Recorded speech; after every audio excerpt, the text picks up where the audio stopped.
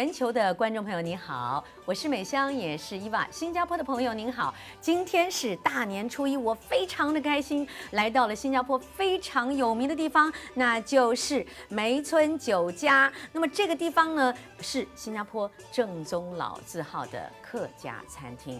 我们老板这么大方，让我们在这里过新年。我们今天要谈的题目叫做“正宗老字号陪你过新年”。节目一开始还没有介绍来宾，我们先跟您说一声恭喜发财。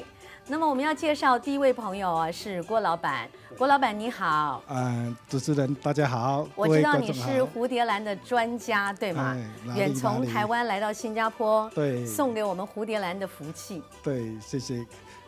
各位观众大家好也祝各位观众新年快乐，吉祥如意。是的，还有呢，就是这间餐馆的老板了。那么他们的餐馆已经经营了这个40多年。希望你们身体健康，万事如意。好，可以。老板讲话最大，让老板讲。好，再来呢，就是金珠糕点的糕饼的老板。那么他是一位年轻人，叫 Edmund。我刚才跟他聊天的时候，非常的惊讶。他本身是学历史的，学政治的，可是他们家呢，这个糕饼店呢，已经是有63年的历史，他是第3代的继承人。我们来欢迎他。主持人好，大家好。我首先谈一下哈，到了这个过年的时候啊，可不可以形容一下你们的这个忙碌的情况是怎样的？一到接近过年的时候，接近过年的话，我们的那个店呢，其实1个月之前就会有人开始要订货了。那所以你们的筹备期多长？因为新年货能保存的嘛。所以应该要有3个月的时间。是我可不可以？因为对糕饼的这个运作不是很了解，我相信大过年大家都想知道。因为吃糕点呢，除了能够代表自己一下来都会很顺利啊，然后口甜甜啊，然后生活会很美满之外呢，很重要。我们想了解，是不是也要列出一些单子，例如说今年会出什么新的糕点啦，或做筹备啊，怎么样的？有没有这样的情况出现？其实我们刚开始的时候是有很多不同的商品，然后到最后呢，我们还是觉得做传统一点的，保留住它还是最重要的。是 back to the basic。对，因为我们的顾客群最终还是要买传统的那个糕点。现在全世界最流行的一句话就是传统，就是传统会给人最好的感觉。那么我想问一下这个赖老板啊，我知道您的这个店里面最有名的就是盆菜对不对？对。那么在过年之前会变得很忙碌，那你们在多久之前要开始准备？这肯定是很忙碌。现在好像随着潮流来讲，现在一般家庭来讲，他们也不大是自己在家里来去烹饪一些年菜了，他们最主要是在餐馆用餐，所以他们现在目前的流行的风气就是吃盆菜。所以我们这个酒家，因为我们是以客家菜为主，所以我们就是要弄出正统的传统的客家盆菜。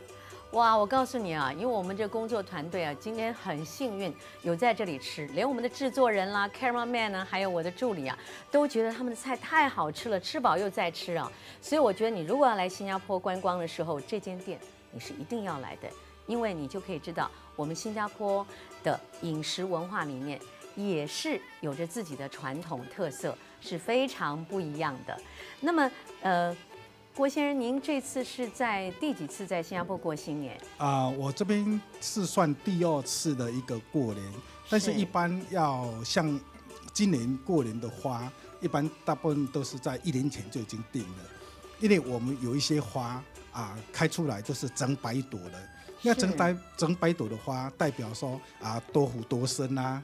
它有一些常色的花，一枝花能够像瀑布型这样垂下来的20几朵花，这个都是在1年前就开始准备的这些花了。也就是说，你们过年是1年前就开始准备了，对，好不简单呢。所以有一些像一些比较大的一些花店或是一些批花商他们都在1年前就已经在订我们一些花了。那么随着这个时代的变迁啊，你们这个新年的标示菜啦，或者是花啦，或者是糕点啦，有没有 pattern 的转变？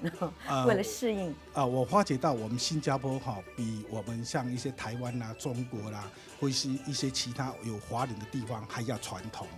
所以在过年来讲的话，像我们比较创销的就是一些满天红啦，就像梅花一样开出来的红红的，而且小小朵的很漂亮还是开出来是好像整个叫那个万紫千红啦，这一类的花型画面。那今年你有没有推出什么新的花种？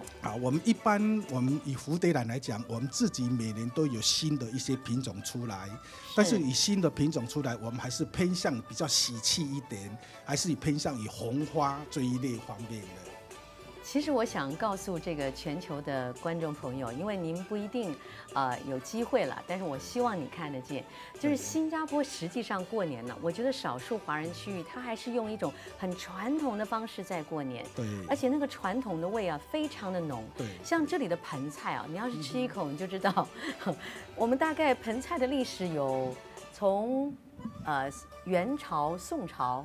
这个盆菜来讲的话，根据我们乡下的风俗来讲，他们只是说一个年代很久远了，所以很难去追究它的年代。是，一般上为什么会有这个盆菜的出现？应该是最大的原因是说我们逢年过节去拜祖先，家家户户都会拿一些食品去供应我们的祖先，所以那些男的肯定会留下来的。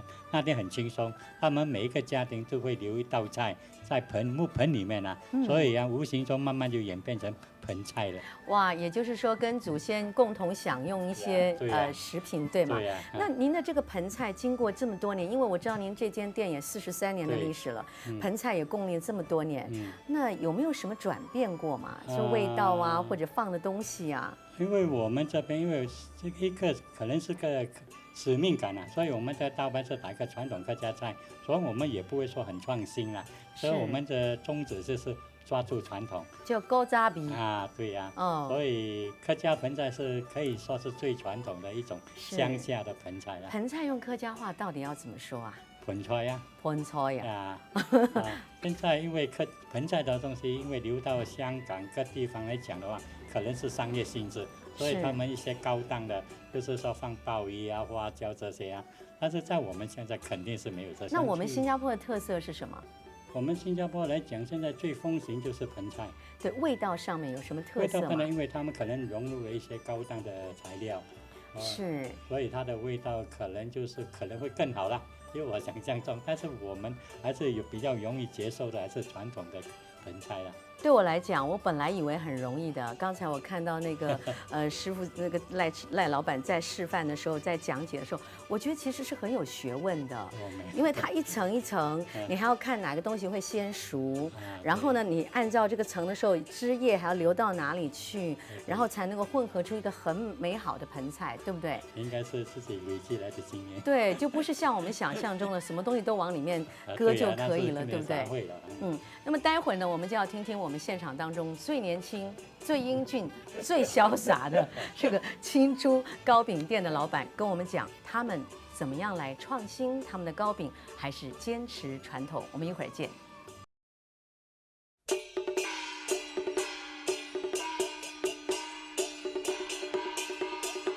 今天我所要介绍的就是我们最传统的客家盆菜。客家盆菜来讲的材料来讲，一般是农村的菜肴，也是就地取材。像我手上这第一道菜就是富俭，富俭的含义就是富贵俭俭来。第二道就是样豪事，豪事的话就是好事发财，就是也是新年的意头。这个是猪肉丸，也是我们客家最拿手的，一般上我们在当地就叫做随缘就是说猪肉圆做的，就是代表团圆这三道有连带关系。像这一道来讲是牛肉丸，第三道就是鱼丸，就是大山丸。大山丸也是一个很好的，好像是接力画。这个是干贝，干贝跟这个鱼票跟那猪脚筋的海参来讲，这四道是以前我们好像有些从国外回来的，他们去过山头，他们也会当地的那些土产带回来，我们就是加工的。这个在我们原地是没有的。这个冬菇、鸡、酿豆腐跟这些菜类像芥菜、白菜都是我们最常见在农村里面的。好像最有意义的就是个芥菜。芥菜就是我们可以制作梅菜的芥菜，那个在我们客家里面就是叫它是常年菜。这个菜肴的话，就是说我们有这个芥菜就是常年菜，常年都有菜好吃，就是这样。一般上的盆菜啊，可以说这是出现在祠堂。我们逢年过节好像去拜祖先啊，他们家家户户都会把一些食品拿去供应祖先，他们难得就会留下来。留下来的话，每一个家庭他就会丢一样菜在盆里面，他们难得就留下来，或者是聊天啊，或者赌博啦，你的就把那单子搬回去，所以他们饥饿的时候，慢慢就可以从盆菜里面拿材料出来吃。像客家的盆菜来讲，每一个家庭肯定会很容易的烹饪出来的，这个是很得心应手的，也不是说很高档的东西。好像我们比方讲，我们第一道的话，我们肯定要把那个芥菜正底，正在盆菜里面，然后鸡就放在上面。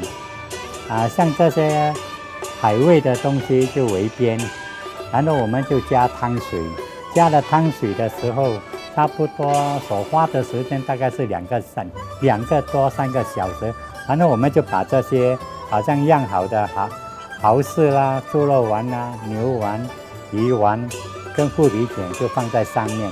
上面最重要的程序就是说，把这汤煮滚的话来讲，你就要把白菜盖在上面，把它封密，所以它的热度就不会散开。我们到时候就是把这些材料已经放进去了，上面就盖一层那个白菜。白菜最大的作用就是把那个热度把它封住，不要给它散开出来，所以这个盆菜的原味啊，全部容纳在材料里面。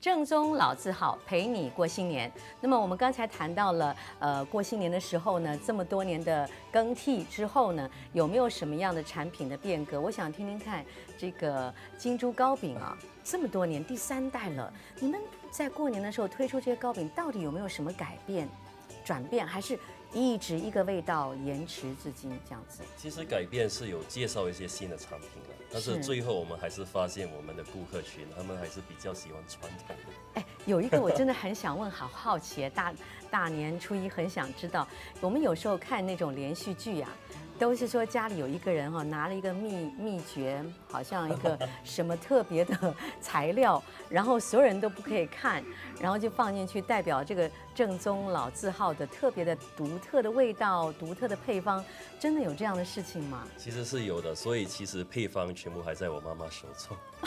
原来是真的有，不是连续剧哦。那赖先生是这样吗？一般上应该是会保留了。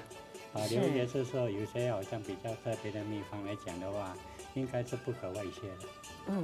那我想问一下，新加坡过新年这么传统，也就是说传统味这么浓，究竟是家里的老人在维持这样的一种力量呢，还是年轻人一到了过年，自然而然就会变成传统了？这个应该是老年人留下来的遗训，就是说过年大家应该要团圆，就是说，所以我们怎样忙的时候啊，我们肯定就是年30晚到5点过我们就不接生意了。嗯，大家因为我们的兄弟很多，10个兄弟姐妹，所以他们就是很开开心心，5点多就在来这边用餐，那个气氛就感到的很浓厚，就是一种是新年的色彩这样。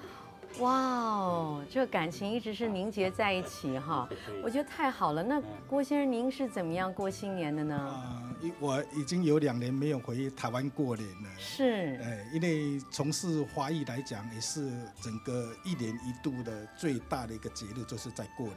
是，所以每年过年来讲，以我们做花艺来讲，是最忙碌的。而且在这个月来讲的话，我们几乎都是不眠不休的在做花艺设计方面的。那现在在整个花园来看，你看到一只一只的蝴蝶兰，还是要经过包装以后送到客户那边客户看到说是摆在家里面，就是看起来就是喜气洋洋，是这样。我觉得大过年最重要的是虽然它有一个传统的意义在里面，对像我们的华人过新年呢，基本上是农业社会所延续下来的一个传统文化。但是我个人还是觉得啦，过新年那种快乐的心理的酝酿，对于你走向未来，其实有很重要的元素影响的，对不对？不一定，当然我们现在要穿新衣也很方便，吃东西也是很方便，不一定是要穿新衣过新年，但是培养一种新的正面能量是很重要的。当然的，看花也是可以有正面能量，当然的，对不对？对，我觉得这个很重要。那我想问一下这个赖老板哈，在您这个事业当中这么多年来，会有碰到过挑战吗？这肯定是会有，因为怎样讲因为客家菜是个家庭的菜肴，所以他们的长辈就是他们都会烹饪这些菜肴。本来我们这边吃的话，可能口味的问题，可能很多，因为我们开客家最大的挑战就是说，我妈妈煮的比你更好吃，所以我们在想你妈妈煮，但是这个也是我妈妈在传授下来的，难道我妈妈不行吗？就是这个问题没有，大家的妈妈都很行，很孝顺的。对，不过梅村酒家的妈妈特别行。如果您来。因为实际上现在是属于一种分享的时候，对不对？谢谢。这是赖老板自己所写的食谱，对吗？对呀，对不对？对。大家有机会的话，尤其是年轻女子我觉得现在有很多女孩子已经好像对烹饪好像不感兴趣了。但是我觉得也慢慢有一些女孩子有兴趣，因为其实这个可以增加那个生活的正能量。对。因为你看，如果先生孩子下班了，偶尔你下厨煮一煮，好会让人家觉得你特别美丽是吧？我们摄影师有人投滴滴，因为他不会做菜。这客家食谱您可以参考一下这个是非常好的一个机会。那我有点想问你，那么年轻，你对糕点有研究吗？其实我们从小3兄弟嘛，我大哥、二哥和我，就是从小就开始就做这门生意了。是。从小就开始，其实我们不是单单做糕点开始的，我们是专做娘惹粽子开始的。从娘惹粽这个是就是迷你娘惹粽。来，你要跟全球的观众朋友介绍一下什么叫娘惹。因为我们新加坡人就非常的清楚，东南亚一带也很清楚。可是我们这个节目呢，全球都看得见，所以可不可以解释一下娘惹？娘惹就是其实我们的这个土生华人的味道。土生华人的味道，华人土生。对。那么里面呢，其实包含了馅里面是有猪肉，里面还有冬瓜条。冬瓜条甜的那种，甜味，对，是。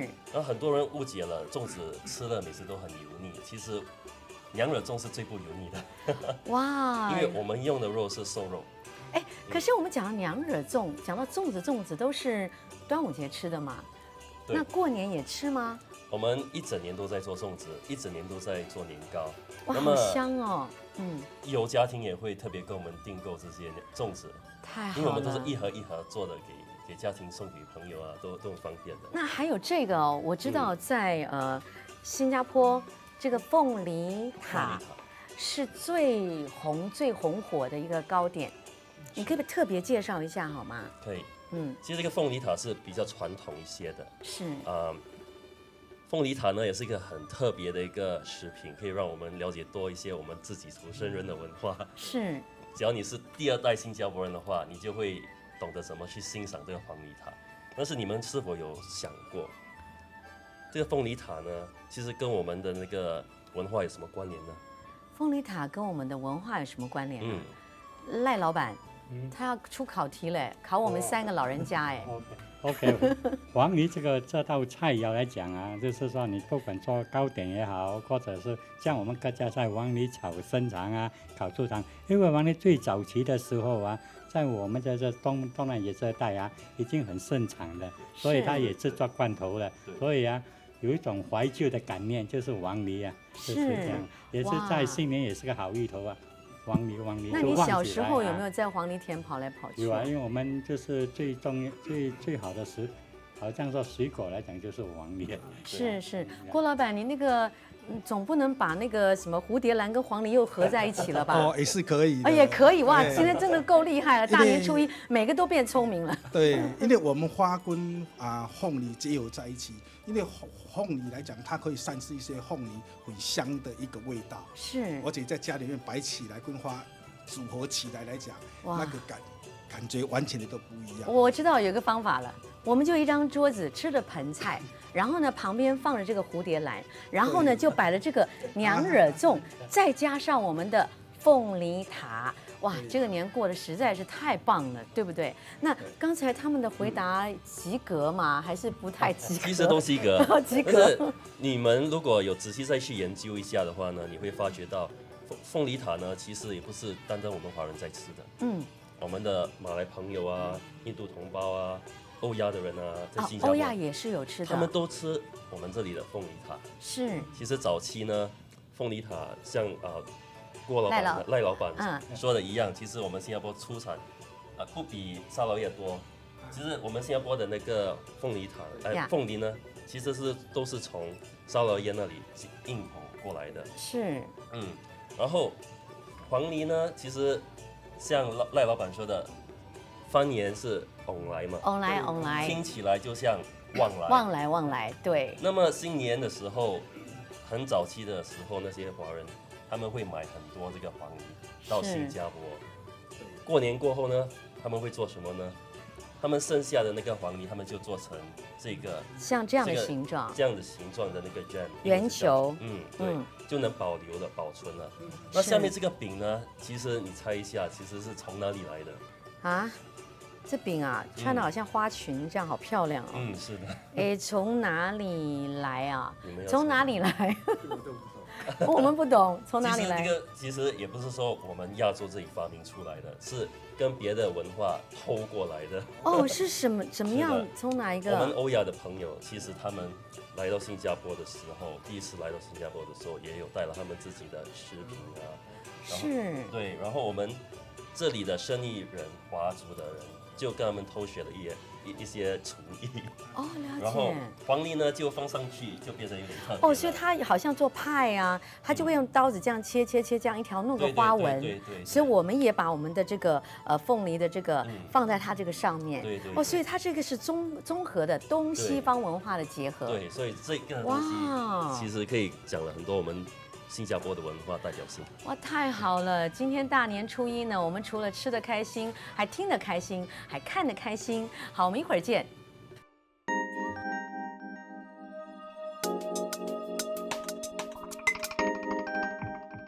所以呢，在我们的节目当中，我们就要教大家如何准备大扫除。一般上我们华人是拿来用在很多方面的，就可以驱邪。可以驱邪。对，也是可以挡灾。好开心哦！这个可以带来一年的好运。是的。那也可以看到自己今年会发成什么样子。是啊。那万一有人摆在那里呢，从来也不发霉，他不是很担心吗？本来没有什么东西好烦的，现在每天回家看发霉了没有，发霉了没有。有一件很重要的事情要告诉朋友，就是到底什么时间、什么日期做大扫除？大扫除或者是良辰吉日是对我们很重要的。所以它的含义是非常多的。如果还没子孙呢？还没子孙，你们可以收着。有些人就拿去买糖果。那如果只有一个小孩，是全部都给他也好啊。如果你有多余的，你可以给一点给我。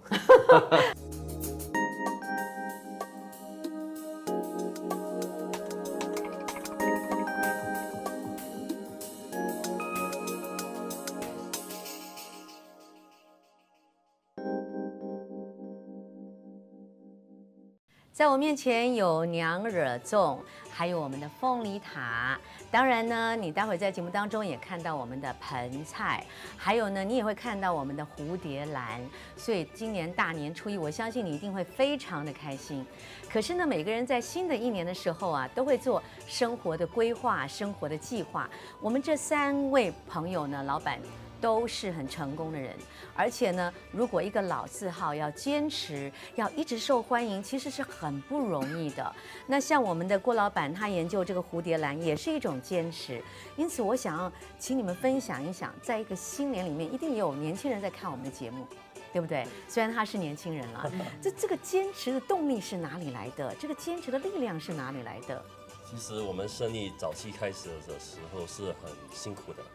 我的祖母开始的时候，她是没有店面的，她是在一棵树下卖粽子的，然后从那边慢慢开始养活了我爸爸那一代嘛，我的婆婆那一代，然后我婆婆也是靠了粽子养活我爸爸那一代，然后到了我的爸爸呢，他就养活了我们这一代。是的，所以到我们这里，我们觉得如果放弃的话，真的是很可惜。那我想问你，每当你看到粽子，好像我们看到粽子啊好吃，可是你看到粽子的时候，对你来说什么感觉？其实粽子呢，一直都有给我好像家的味道。假如说我在外国的话，因为我有那个功夫可以去做嘛，我有时候偶尔一下会去唐人街买那些料啊，然后自己去做一些。那你在国外买的料做起来还是你们金珠糕饼的？还是不一样，因为它的那个香料啊、调配料啊，其实全部都还在新加坡能找得到。你是说你家的几个兄弟都会做粽子？都会做。真的哈、是的。那媳妇儿有没有规定也要会做啊？其实我们家的那个传统是，那个媳妇也要学的。哇天哪，做你这样的媳妇其实是不难哈，有这个享受真的是很棒。那么，赖老板啊，我就真的很希望你给我们所有的朋友鼓励。因为我吃你的东西真的是好吃，我们不是说因为吃了特别，真的太棒了。你怎么样告诉我们人哈，这个坚持，这个动力要哪里来？因为我相信你绝对不是一帆风顺走到今天，这个一定有起伏上下，对不对？嗯。我在客家菜来讲是一种使命感，就是说我那时候在小的时候，因为逢年过节是吃婆婆煮的菜，所以我说这些客家菜因为带有久远的那种年代的关系，好像客家菜来讲的话，一般上我们就把它分为中原古菜。因为中原古菜来讲，因为我们是从北方来的，应该的历史的追究的话，应该2000多年了。我们从中原南迁到南方来，所以把一些菜肴也带进来。好像我们比如讲的中原古菜，就是说梅菜扣肉啦，那酿豆腐啦。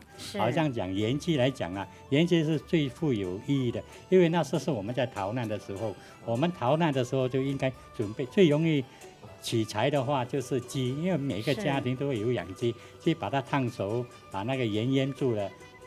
半路的时候饥饿的话，他们可以手撕来吃，就是这样。讲起来这个盐鸡的话，就是那上次有一次我是可能是个很重要的人，叫我们去做菜，因为为了卫生的问题，他说你可以把鸡斩件吗？我说照我们传统来讲不可以把鸡斩件，因为我们逃难的时候，逃难时候讲去拿菜刀啦，就是手撕来吃，所以他也答应我的要求说不可以斩，所以我也是很感动，是到他容易接受我的意见。那您的孩子有没有要接你的这个事业？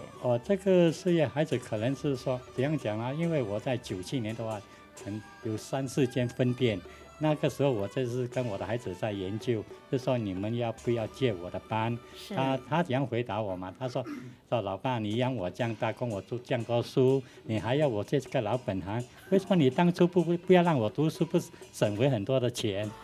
因为他的思想上，考这种行业可能受的教育的问题不高，才会这种行业。他们已经受很高深的教育，他们也不需要走这种老行业，因为这个行业时间不固定，很长的时间。但是赖老板，我想跟你说一下，虽然他们可能没有传承你的衣钵经营这个，但是你那种坚持奋斗的那种精神，还有这种使命感，一定也是传给他们。对呀，我就想我的想法是这样，反正自己年纪大了，所以在2010年的时候，除了我出这本菜肴的来讲的话，我也开班了。开班的话，尽量把我就是说，虽然是很多秘密要守住，但是我觉得也不说一定要把它完全守住了，就是传承给外界，让他们可以学到一门手艺。美好的味道永远存在，是啊，就是让他们有一种客家的那种饮食文化的概念。不过客家人永远都是非常坚韧不拔的，这个是在全球都闻名的。那么郭先生，您做研究哈，在那个房间里虽然有很多的美花相伴哈，可是也是有寂寞的时刻，对吧？你怎样来坚持说我要研究研究？因为你也是家庭传下来的嘛。对。其实我爸爸他们传下来的宗旨，就是也是公司一个宗旨，就是勤诚创艺术。OK， 勤劳。对，是诚就是诚恳，要有信用方面。是。当然勤就是要勤劳。是。还有创意，因为我们花艺来讲，要不断的创意，我们要不断的研究新的产品出来。是。还有艺术方面的，因为我们在做设计方面来讲，像今年过年来讲，我们在新加坡就推出一些李兰方面，用兰花来做李兰，所以是一个很大一个挑战。但是我们在试1个礼拜出去来讲，已经打破传统方面用盆器方面了。哇！而且我们在下个礼拜来讲，在过年前1个礼拜我们就是蝴蝶兰要来搭配这一些凤梨酥方面的一些糕饼方面的凤梨酥。我们凤梨塔，我们可以搭配。对，还有一些台湾的阿里山的茶叶方面的。是。因为在过年过节来讲的话，一般都会泡茶嘛。那泡茶一定要吃到这一些点心嘛，小点心一些凤梨丝吃得旺旺一点这样。大家聊聊天谈一些把以前不好的或是旧的辛苦的全部把它忘掉谈一些未来的一些新希望是这样的。好，那您可不可以告诉我们的年轻朋友，为什么你学历史学这个政治等等的你为什么学电脑？为什么会想要就说把家族这个事业给它接下来？其实不是只是我一个人，我的大哥和二哥都回来了，是，然后最后我还有一个妹妹。全部到齐。他应该还是，因为他现在在当律师呢。然后有1年了，然后需要多几年的经验，有可能应该还会回来的。哇。为什么会回来呢？是因为我觉得刚我所说的，我的祖母养活我婆婆，我婆婆养活我爸爸，我爸爸又养活我们。其实我们也有一门责任，守护着这个生意的。那么，单单说要做这门生意也是不容易的，是，有很多功夫。然后我们又想说，我们自己本身的兴趣怎么办？就把我们自己的兴趣放入这门生意。那你们现在有没有因为年轻人的加入，给他机械化还是什么？还是说现在很多重要的部分还是坚持手工？其实粽子来说的话是无法完全机器化的，是，因为你还要手工来包。是。然后糯米呢，它是粘性的。是。叶子呢，它是不同的形状的。是，它不可以标准化，不能完全机器化。但是如果说机器化来洗叶的话，那是可能的。机器化来洗米之类都是可能的。是，听说你现在还自己做了这个叫网上订购，对吗？宅配之类的。这个我们早期开始，但是我们发现其实，我们每年有端午节嘛，那顾客群在网上订购太多，我们无法遇到他们的供应，他们的要求，所以我们现在只是单单没有在季节的时候才会收这些order。对，其实我很喜欢听到年轻人去接一些老字号的产业，不管是哪一种，因为它会带入一种新的生命，而又能够让旧的文化继续传承下去。可是就像我们郭老板说的啦，这个新的1年来，很多人都会谈一谈过去有些什么东西是不如意的，谈完以后就可以忘记了，然后呢再向前看，对不对？那么新的1年，我不知道3位有没有什么新的愿望？来。其实愿望是，其实我每年都会搞一个 project，那么今年我再回复我以前还没搞完的 project， 就是要介绍这棵树。这棵树是Mempat Tree。Mempat Tree， 哦。MEMPAT。它这棵树的特别性在哪里？它每当2月份和8月份来临的时候，它整棵树都会展现很美的、灿烂的、很美的、开花很灿烂的白色或者是粉红色的花，是都很美的，很像樱花的。是，就特别希望可以通过这棵树呢，跟环境啊一起来介绍我们新加坡的文化。这个树种我不是太清楚，但是它可以入你的糕点吗？因为像台湾有些玫瑰花园，他们是直接吃玫瑰花的花瓣的。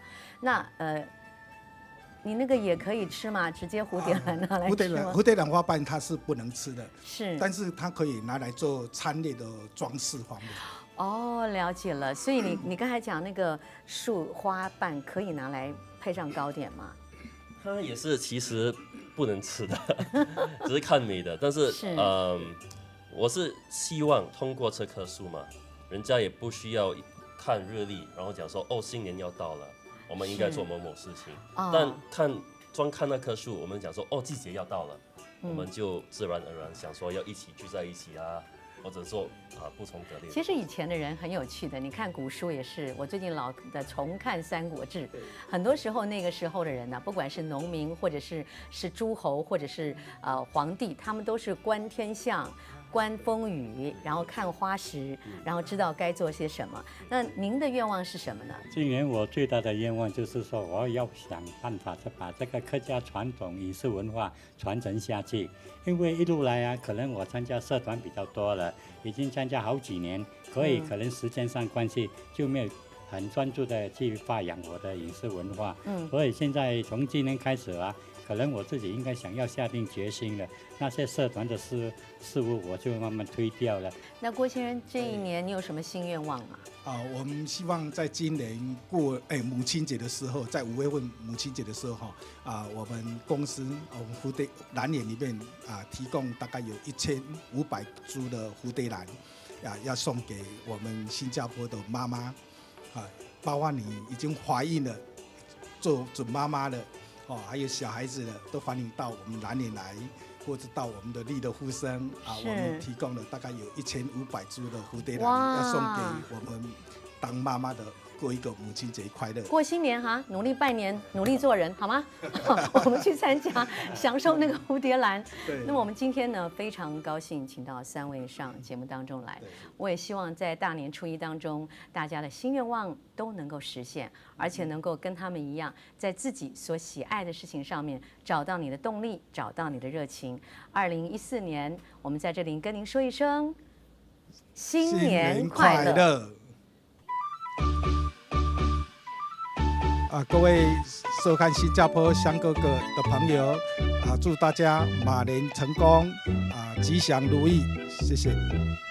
Eva on Air 的朋友们好祝你们新年快乐，马年如意。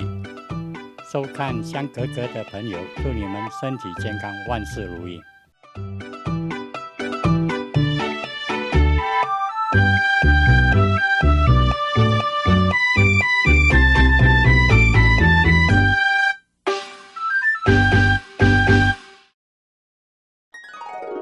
力的呼声，让你的生活更美好。